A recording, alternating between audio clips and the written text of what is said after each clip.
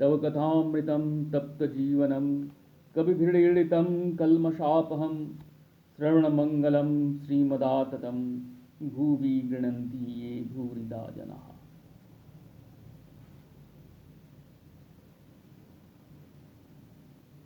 যোগীরাজ গ্রন্থ থেকে পাঠ। পূর্ব পাঠের পরবর্তী অংশ। নড়াইলের উকিল জ্যোতিষ চক্রবর্তী বর্তমানে দক্ষিণেশ্বরে বাস করিতেছেন এবং শরীর কতকটা অথর্ব মতন হইলেও রোজ শিয়ালদহ কোর্টে যোগ দেন।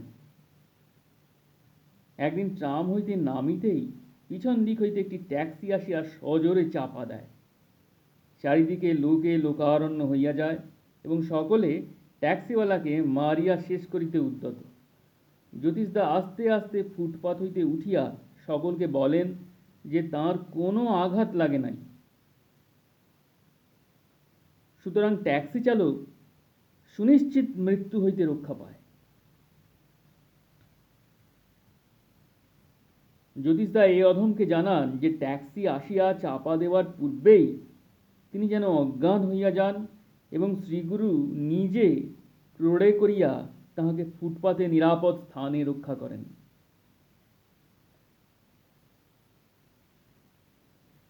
ব্রহ্মচারী মহারাজ যখন গোপালগঞ্জে প্রথমবার যান তখন গোসাইজির শিষ্য গিরিশ দে মহাশয় সেখানকার স্কুলে প্রধান শিক্ষক ছিলেন। শ্রী শ্রী ঠাকুর তাঁহার বাসাতেই উঠিয়াছিলেন। এক নমশূদ্র শিষ্য প্রচুর মদ্যপান করিত, রাস্তাঘাটে গড়াগড়ি দিত বলিয়া সকল গুরুভ্রাতারা ঘৃণা ভরে এড়াইয়া চলিত। একদিন সন্ধ্যায় সেই মদ্যপ শিষ্য সভায় উপস্থিত হইয়া শ্রী শ্রী ঠাকুরের নিকট বসিয়া বলিতে লাগিল, আমাকে সকলে অকথ্য ভাষায় গালাগালি করে, সকল ব্যাপারে ঘৃণা ও অসহযোগিতা করে। আমি মদ খাইয়া কি অন্যায় করি? আপনার ইচ্ছাতেই তো সব হয়, আপনি খাওয়ান বলিয়া আমি খাই। শ্রী শ্রী ঠাকুর স্নেহপূর্ণ দৃষ্টিতে তাহারা আপাদমস্তক লক্ষ্য করিয়া সহানুভূতিপূর্ণ মধুর স্বরে বলিলেন, বেশ, পেট ভরে খাবে, কারো কথা শুনবে না, কোনো অন্যায় হয় নাই। শিষ্যটি সানন্দে সাষ্টাঙ্গ প্রণাম করিতেই শ্রীগুরু স্নেহভরে 3 বার পিঠ চাপড়াইয়া দিলেন। বাড়ি আসিতে আসিতে শিষ্যটি বার বমি করিতে লাগিল এবং সমস্ত রাত্রি বমি করিয়া অস্থির হইল। মদের গন্ধ সহ্য করিতে না পারিয়া অন্য ঘরে গিয়া শয়ন করিল এবং ফেনাইল দিয়া সব ঘরদোর পরিষ্কার করাইল। শ্রীগুরুর কৃপায় সেই দিন হইতেই চিরজীবনের মতো তাহার মদ্যাসক্তি ঘুচিয়া গেল।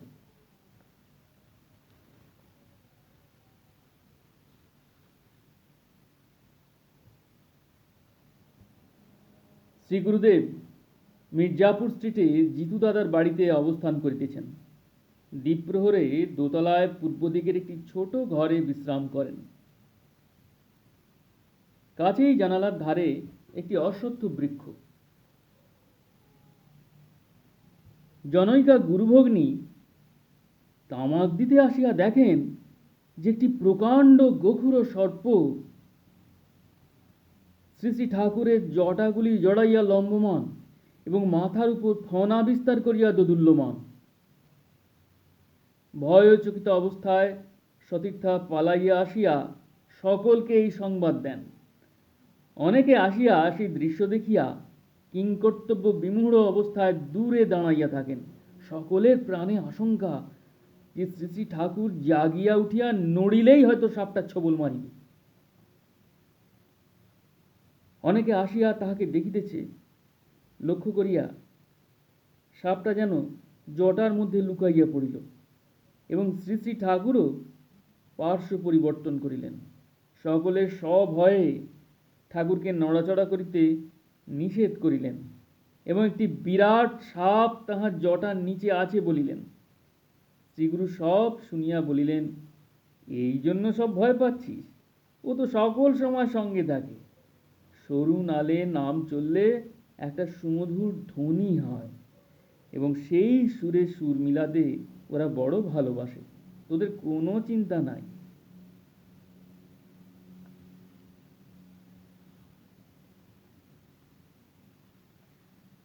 জাহ্নবী দেবীর বিবাহ মামার বাড়ি নারায়ণপুর। দামোদরের উপরেই এই গ্রাম। স্থানাভাববশত উঠানেই বিবাহ বাসর ও রান্নাবান্নার সব ব্যবস্থা করা হইয়াছে।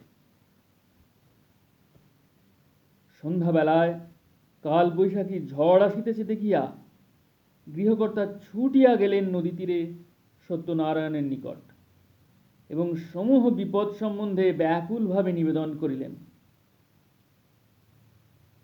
সত্যনারায়ণ ভগ্নীর বিবাহে এই বাধা বিঘ্ন লক্ষ্য করিয়া চোখ বুজিয়া ভগবান গোসাইজির নিকট প্রার্থনা করিতে লাগিলেন।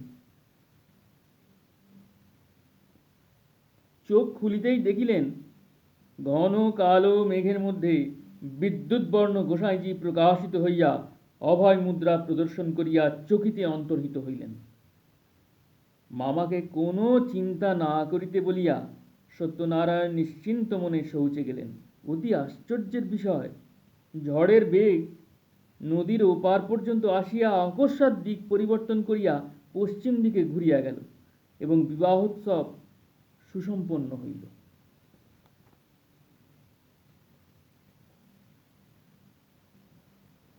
সত্যনারায়ণ তখন পাটনায় চাকরি করেন।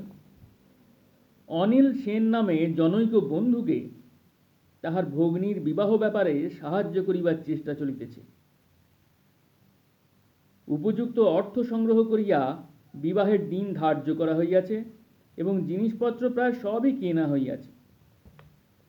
পাত্রের তরফ হইতে কয়েকটি আত্মীয় আসিয়া কন্যাকে দেখিয়া বিবাহ হইবে না বলিয়া মত প্রকাশ করেন। কন্যার চুল কপালের উপর খুব নিচু করিয়া বাঁধা হইয়াছিল বলিয়া তাহারা চুলগুলি সরাইয়া দিলে সেখানে সেতির দাগ দেখা যায় এবং এই রোগগ্রস্তা পাত্রীকে তাহারা গ্রহণ করিতে অপারগ। অনিল একেবারে ভাঙিয়া পড়িল। এত আয়োজন সব পণ্ড হইল। সত্যনারায়ণ তাহার অবস্থা দেখিয়া মর্মাহত হইলেন এবং নিজ ঠাকুর ঘরে ঢুকিয়া কয়েক ঘণ্টা চোখের জলে প্রার্থনা করিলেন। বিকালে বাহিরে আসিয়া তিনি অনিলের ভগ্নীকে ঠাকুর ঘরে ডাকিয়া আনিয়া তুলসী তলার মাটি সেতিস্থানে লাগাইয়া দিলেন। অনিলকে সঙ্গে লইয়া তিনি পাত্রপক্ষের নিকট গেলেন এবং বিবাহ কার্য বন্ধ করিবার কারণ জিজ্ঞাসা করিলেন। পাত্রপক্ষ সেতির কথা বলিয়া অক্ষমতা জানাইলেন। সত্যনারায়ণ প্রতিবাদ করিয়া বলিলেন, একটা মিথ্যা অজুহাত দিয়া আপনারা বিবাহ নাকচ করিলে আমরা সমস্ত খেসারত দাবি করিয়া আইনের আশ্রয় লইব। অনিল বেচারি গরিব লোক, অতি কষ্টে অর্থ সংগ্রহ করিয়া সমস্ত প্রয়োজনীয় বস্তু ক্রয় করিয়াছে। এখন আপনারা মিথ্যা দোষারোপ করিয়া শুভ কার্য বন্ধ করিতে পারেন না। এখানে 10 জন দায়িত্বশীল ভদ্রলোক বসিয়া আছেন, তাঁদের লইয়া পাত্রীকে ভালো করিয়া দেখুন। যেসব স্ত্রীলোকেরা ওই সেতি দেখিয়াছিল তাহাদের সঙ্গে অন্যান্য ভদ্রলোকেরা পাত্রীকে পরীক্ষা করিতে গেলেন, কিন্তু আশ্চর্যের বিষয়, পাত্রীর কপালে কোনো সেতির চিহ্ন না দেখিয়া অতিমাত্র লজ্জিত হইলেন এবং শুভ মুহূর্তে বিবাহ কার্য সুসম্পন্ন হইল। জামশেদপুরের কিরণ বসু কয়েক বৎসর দীক্ষা লইয়াছেন, কিন্তু উপযুক্ত সাধন ভজন করিয়াও গুরুদেবের মধ্যে এমন কোনো অলৌকিক শক্তি দেখিতে পান নাই যাহাতে তাহার প্রতি তেমন ভক্তি বিশ্বাস উপজাত হইতে পারে। একদিন মনে মনে ইহা লইয়া খুবই চিন্তান্বিত অবস্থায় সাইকেলে করিয়া অফিস অভিমুখে চলিতে থাকেন। হঠাৎ যেন চারিদিক অন্ধকার হইয়া গেল এবং তাহার সম্মুখে কোটি কোটি গ্রহ নক্ষত্র বিশ্ব ব্রহ্মাণ্ড উদ্ভাসিত হইয়া উঠিল।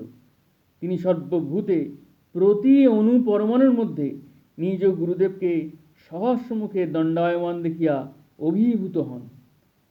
শ্রী গুরুদেবী যে স্বয়ং ভগবান বাসুদেব তা উপলব্ধি করিয়া ধন্য ও কৃতার্থ হইলেন।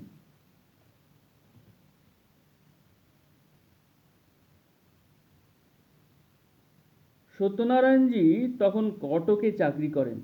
শ্রীনামে তেমন কোনো শক্তি নাই বলিয়া সন্দেহ উপস্থিত হয়। 5-7 ঘণ্টা সাধন করিয়া থাকেন, অথচ তেমন কোনো অনুভূতি নাই, বরং অন্তরের জ্বালা ও শুষ্কতা যেন দিন দিনই বৃদ্ধি পাইতেছে।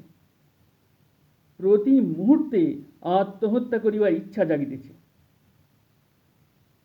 ছোট জ্যাঠামহাশয় শারদাকান্তজি একদিন আসিয়া বলিয়া গেলেন যে তুলসী তলায় বসিয়া নাম সাধন করিলে যথেষ্ট উপকার পাওয়া যায়। সেই মতো নাম জপে অবশ্য উন্নতি পরিলক্ষিত হইল। শ্রীগুরুর নিকট লিখিতভাবে জানাইলে তিনি লিখিলেন, বর্তমান অবস্থায় শুষ্কতাই যদি তোমার পক্ষে কল্যাণকর মনে করি, তবে তাহাই দেওয়া হইবে। তোমার প্রার্থনা মতো সরসতা দেওয়া হইবে না। সত্যনারায়ণের মন অত্যন্ত খারাপ এবং নাম করিতে করিতে গভীর রাত্রে নিদ্রাভিভূত হইলেন। স্বপ্নমধ্যে দেখিলেন যে তিনি মরিয়া গিয়াছেন এবং 4 জন যমদূত বিরাট গদাহস্তে তাহাকে একটি 6 চাকাযুক্ত পাটাতনে শোয়াইয়া আষ্টে পৃষ্ঠে লোহার শিকল দিয়া বাঁধিয়া টানিয়া লইয়া চলিল দেশ দেশান্তরে, পাহাড় জঙ্গল প্রভৃতি ভয়াবহ স্থানের মধ্য দিয়া। অবশেষে একটি সুন্দর বাগান বাড়ির মধ্য দিয়া চলিবার সময় একটি বৃক্ষতলায় একজন ঋষিকে সমাধিমগ্ন অবস্থায় দেখিয়াই শ্রীনাম স্মরণে আসিল এবং সঙ্গে সঙ্গে যমদূত ইত্যাদি সব অদৃশ্য হইল এবং সত্যনারায়ণ শ্রীনামের শক্তি উপলব্ধি করিয়া কৃতার্থ বোধ করিলেন।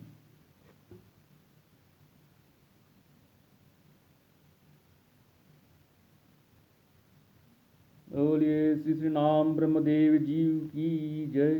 श्री श्री गोसाई जीव की जय। जननी जोगमाया ठाकुरानी जीव की जय। श्री श्री कुलदानंद ब्रह्मचारी महाराज जीव की जय। अपने अपने गुरु गोविंद की जय। ओम नमः पार्वती पतये हर हर महादेव।